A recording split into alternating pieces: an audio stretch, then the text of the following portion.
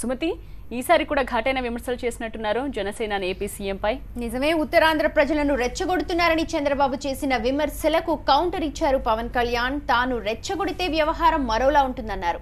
యువతకు ఉపాధి చూపించడం అంటే లోకేష్ కు మంత్రి పదవి ఇవ్వడం కాదన్నారు పవన్ కళ్యాణ్. చంద్రబాబు చేసిన విమర్శలు పవన్ ఏమన్నారో చూద్దాం. పవన్ కళ్యాణ్ గారు అంత మునుపు ఎప్పుడూ మాట్లాడలేదు. నేను కేంద్ర ప్రభుత్వం పైన విభేదించిన తర్వాత నా మీద విమర్శలు చేసే పరిస్థితికి వచ్చారు. ఇది ఎక్కడ న్యాయమని నేను అడుగుతున్నా. అంత మునుపు మీకు మంచిగా కనపడ్డాను, ఇప్పుడు మాత్రం నేను చెడు వ్యక్తిగా మీకు కనపడుస్తున్నానని అడుగుతున్నా. నేను పవన్ కళ్యాణ్ గారిని విమర్శించడం లేదు, ఆయన నన్ను విమర్శిస్తున్నాడు కాబట్టి వాస్తవాలు కూడా చెప్పాలి. ఎక్కడ కరప్షన్, ఎక్కడ అవినీతి ఉందో రాష్ట్ర ప్రభుత్వాలను అడుగుతున్నారు. ఒక్కసారి వచ్చి ఇక్కడ మాంగనీస్ మైకులు చూడ, ఇక్కడ మాంగనీస్ గనులు చూడండి. పర్మిషన్స్ లేవు ఎవరి దగ్గర, ఇష్టానికి తవ్వుకుపోతా ఉన్నారు. ప్రభుత్వానికి నష్టం కలుగుతా ఉంది, తెలుగుదేశం నాయకులకి లాభం కలుగుతా ఉంది తప్ప మరి ఇది అవినీతి కాకపోతే ఇంకేం చెప్పండి ముఖ్యమంత్రి గారు. ఎన్ని భూ కబ్జాలు,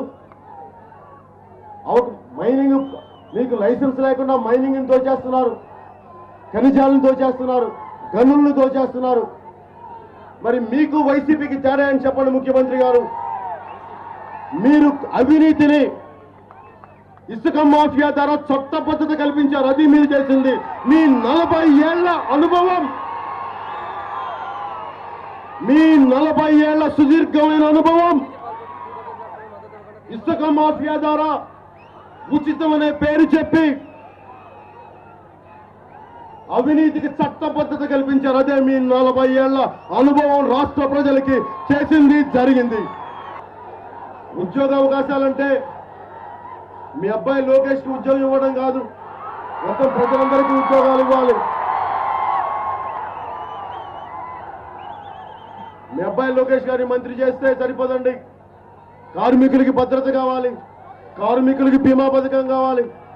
రాష్ట్ర విభజన సమయంలో ఆయన కూడా ఒక పార్టీలో పనిచేశాడు. ఆ సమయంలో ఎప్పుడన్నా బయట వచ్చాడా? మనకు జరిగిన అన్యాయం గురించి ఎప్పుడైనా మాట్లాడా? అప్పుడు మాట్లాడకుండా తర్వాత నరేంద్ర మోడీ గారికి సహకరించాలని ఆ రోజు మనకు కూడా సహకరించాడు.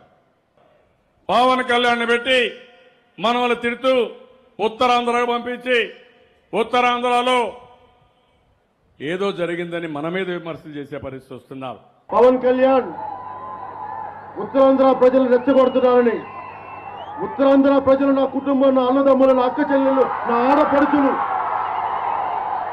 అన్యాయం జరుగుతుంటే మాట్లాడతాం. ఎక్కడైతే బలహీనంగా ఉన్నారో, ఎక్కడైతే తిరస్కారానికి గురయ్యారో, ఎక్కడైతే నిరాధారానికి గురయ్యారో ఆ ప్రాంతానికి మేము అండగా ఉండకపోతే ఇంకెవరికి అండగా ఉంటాం? అమరావతికి అండగా ఉండమంటారా? ఏం మాట్లాడుతున్నారు మీరు? ముఖ్యమంత్రి గారు చెప్తున్నాం, నేను ప్రజల్ని రెచ్చగొట్టను, చాలా బాధ్యత గలవాణ్ణి. నిజంగా నేను రెచ్చగొట్టాలి అంటే నేను ఎలా రెచ్చగొట్టాలో నాకు బాగా తెలుసు.